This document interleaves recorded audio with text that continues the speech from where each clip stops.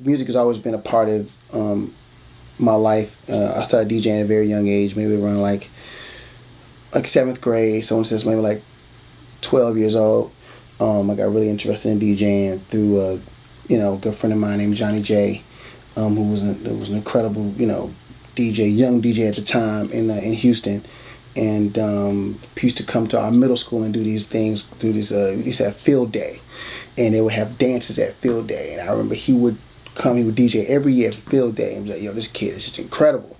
And that kind of started my path to wanting to be a DJ, and really started collecting, really paying attention to my record collection. I've been collecting records for a long time, but that's when I really started paying attention to like what records to getting doubles and all kinds of different things. At the time, I didn't even have turntables, but I was buying records just for the day when I would get a set of turntables. So that's kind of where it started for me, from the actual love of DJing started. Before today, I would have said that I didn't really know what my style was. Just kind of, it could be random as hell. But I think I can identify what my style is. My style is basically, I can gauge the crowd. I basically know, I could go to the Essence Festival and DJ for, a total urban adult contemporary crowd and completely, understand what they want to do and play the records that they love. Because I have a gig that I do every year called Jazz in the Gardens. That's really in Miami. That's like basically, the Essence Festival of Miami, and I could do that. Then of course I party a lot. Go to Vegas. I go to New York. Go to different places. So I understand that style of music too, mainstream, even dance music, and the whole nine. Top down, rolling the $500,000. She ain't even know. On the way to the G5, about to take a mile high. She ain't even know. Finna fly to Dubai, pick up a 1-5. Ain't even know. Head back to the A and DOA. No way had to go. And so, my style is random. I feel like I could kind of fit in any type of environment. So I would call myself a chameleon. I would say that my style is very much like I'm a chameleon. When I'm playing music and you see people, and I know most DJs probably answer this question the same exact way. When you drop a record and everybody just goes, hands are like, oh, okay, yeah, I got it.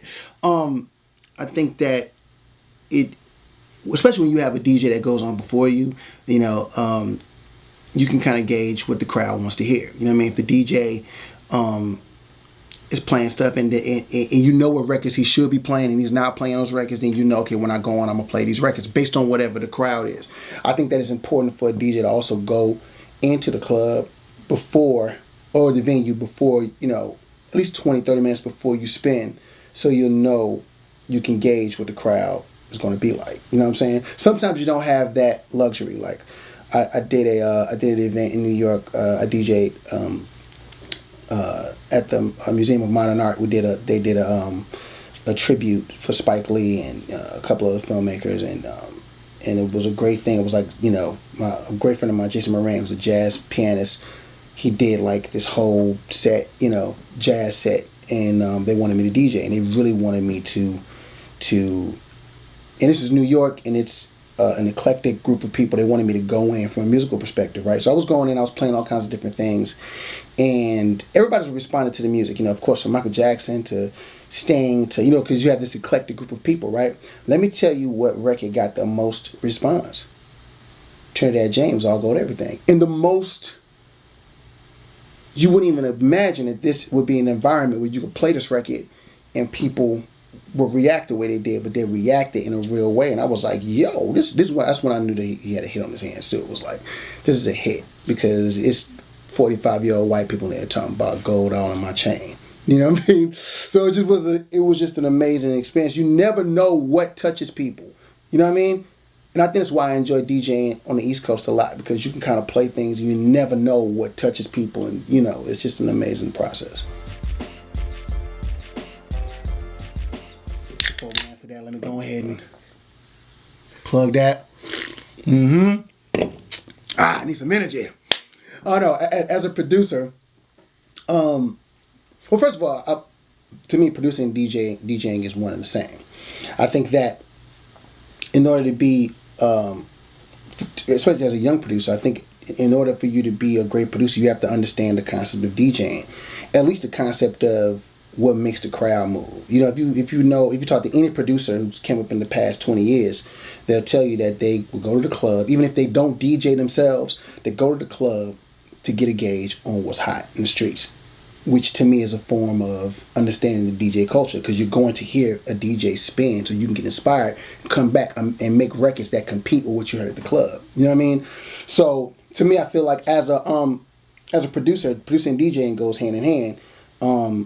And a lot of people view me, you know, when I say that I DJ, it surprises them, because I think people view me as a somewhat of a musician versus like a producer. You know, people kind of view me. I play piano, guitar, and all my records are these big piano type, you know, records and things of that nature.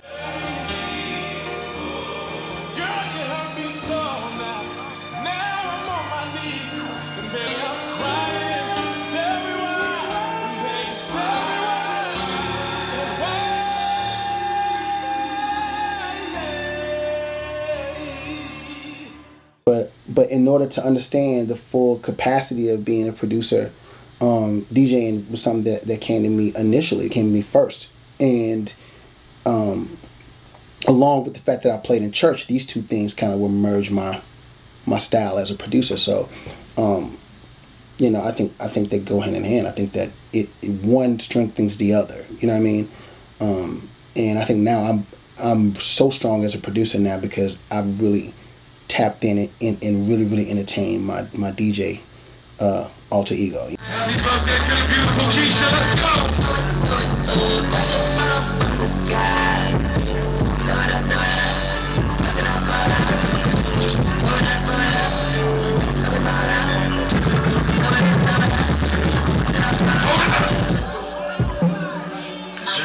DJing itself is musician, like you being a musician. I think that you know, people kind of take that for granted. Like those turntables and instruments, and that DJ's knowledge is his ability to his ability to be a musician, because he's able to pull on records that wouldn't necessarily match with this record and blend it. You know what I mean? You know, play a record that you know, play like an original of a sample, you know what I mean, and let that joint go out, and people don't even, you know, realize, oh, that's a sample. I didn't realize that was a sample. You know what I mean?